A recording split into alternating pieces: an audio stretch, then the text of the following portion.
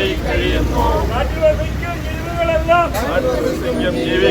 കാട്ടിലിറങ്ങി കലിതുള്ളുന്നു. കാട്ടിൽ വസിക്കും ജീവികളെല്ലാം കാട്ടിലിറങ്ങി കലിതുള്ളുന്നു.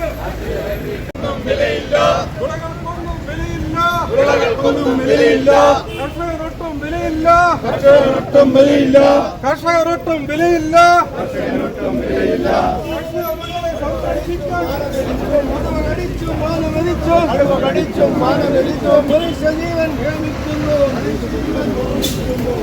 എന്തുകൊണ്ടാണ് ഗവൺമെന്റ് അംഗീകരിക്കാത്തത്? എന്തുകൊണ്ടാണ് പ്രോത്സാഹിപ്പിക്കാത്തത്?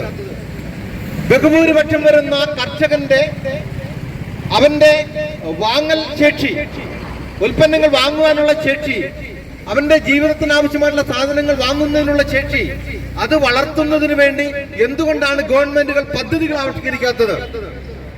ഓരോ വർഷം കഴിയും തോറും കർഷകന് നൽകിക്കൊണ്ടിരിക്കുന്ന സബ്സിഡികളും കർഷകന് നൽകിയിരിക്കുന്ന ആനുകൂല്യങ്ങളും ഒന്നിനൊന്നായി വെട്ടിച്ചുരുക്കി കർഷകനെ ദുരിതത്തിന്റെ കളത്തിലേക്ക് ഇറക്കി വിടുന്ന ഭരണാധികാരികൾ ചെയ്തു വെക്കുന്ന കർഷക ദിനാചരണം അത് കർഷകത്തിനോടുള്ള വഞ്ചനയാണെന്ന് ഒരിക്കൽ കൂടി കത്തോലിക്ക കോൺഗ്രസ് ഉറപ്പിച്ചു പറയുകയാണ്.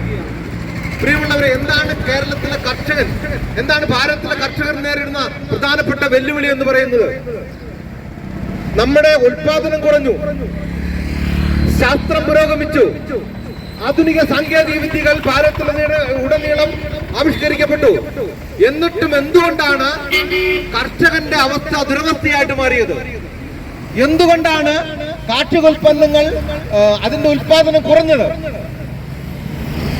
പുതിയ പുതിയ കണ്ടുപിടുത്തങ്ങൾ അതൊന്നും കർഷകന്റെ വളർച്ചയ്ക്ക് സഹായകരമല്ല എന്നുള്ളതാണ് യാഥാർത്ഥ്യം. ഇവിടെ കുറെ ശാസ്ത്രജ്ഞന്മാരുണ്ട്, കുറെ ഗവേഷകരുണ്ട്.